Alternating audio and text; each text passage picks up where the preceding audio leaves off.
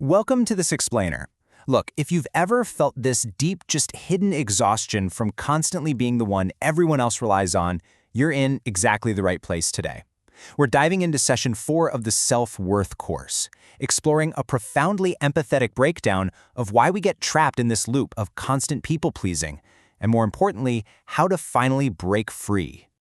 Okay, let's dive into this, because, man, I know exactly how incredibly draining it is to run on that endless treadmill of serving others at the expense of yourself.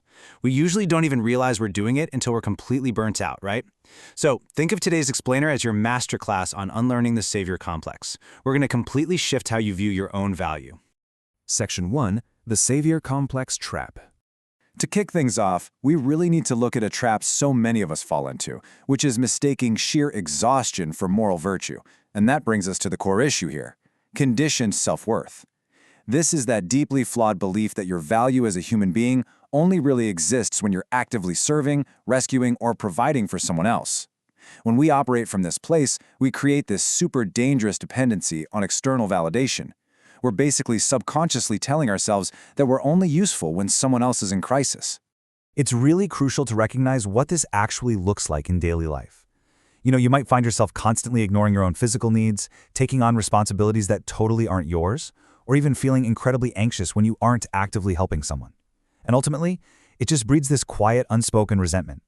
The source material shares this heartbreakingly common anecdote of a mother who sacrificed her own health, her whole life really, just to constantly clean and caretake for her 4 adult daughters.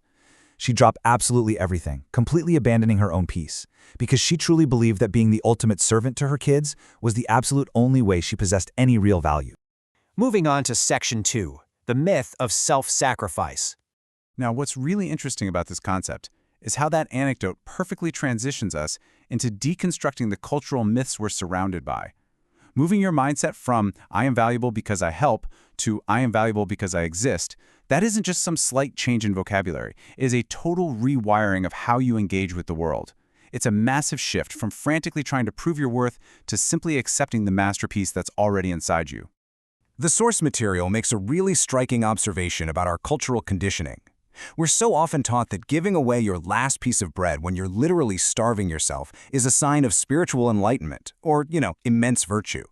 But in reality, sacrificing yourself to the point of your own ruin is actually a sign of deeply rooted low self-worth.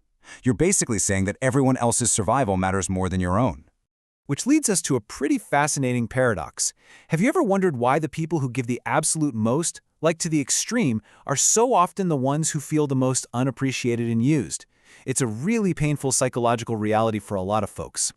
Well, there's a quote that perfectly encapsulates this problem. When kindness exceeds its healthy limits, the unaware eventually mistake it for a strict duty. The source provides this incredibly powerful anecdote about a guy who arranged shoes at a local place of worship for 10 years. He did it purely out of a desire to help, right?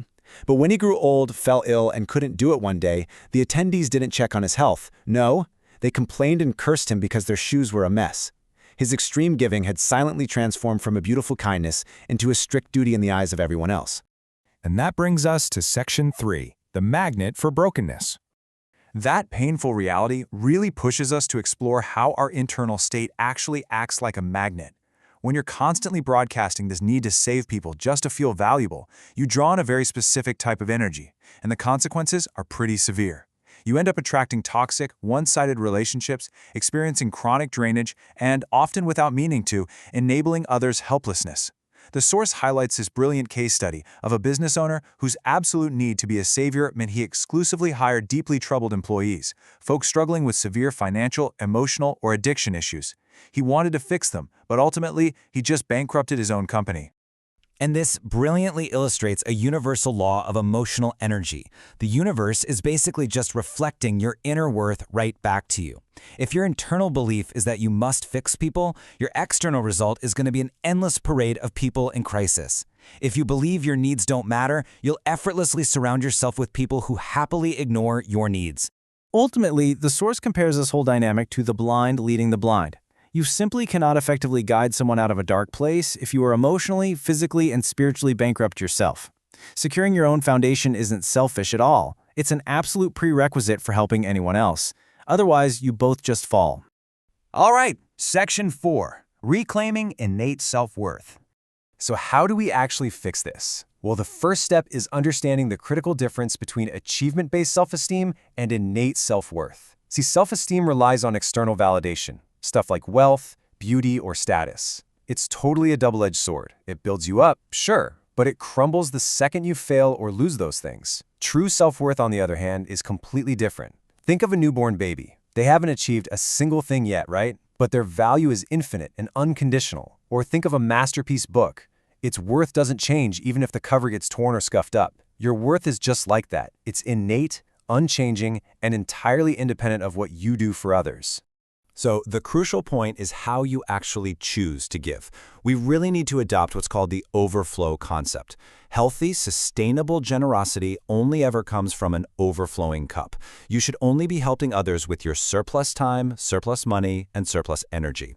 If it starts cutting into your baseline needs, you're just hurting yourself.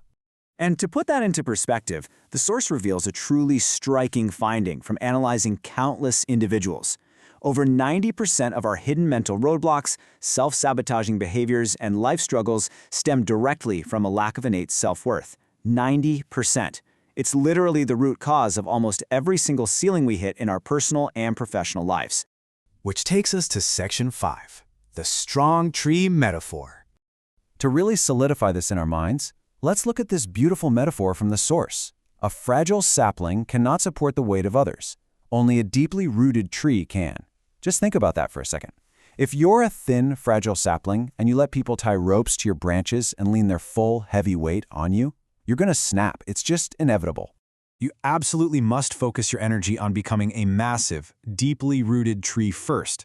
Only then can you genuinely offer shade, and only then can others safely rely on your branches without destroying you in the process. Okay, let's move forward and see how this actually builds into actionable reality. Actionable takeaways. Setting boundaries gracefully. We've covered the psychology, so now let's talk about execution. Here are your steps starting today. First, you have to always assess your own reserves before saying yes to a request. Second, you have to actively release the guilt of prioritizing yourself. That's a big one. And third, allow others the dignity of solving their own problems. The source actually suggests this incredibly empowering response for when someone brings you a crisis you shouldn't take on. Just simply say, you are capable and wise enough to solve this yourself. It honors them and, crucially, it protects you.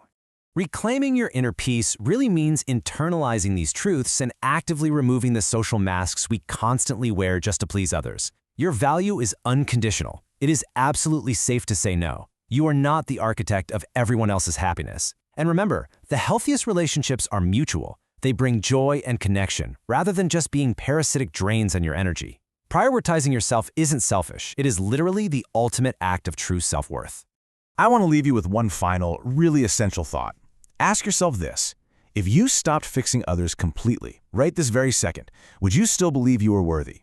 The goal here is to strip away those social masks, drop that super heavy burden of being the savior, and realize that just by existing, you are already enough. Thank you so much for joining me on this explainer, and I really challenge you to start prioritizing your own roots today.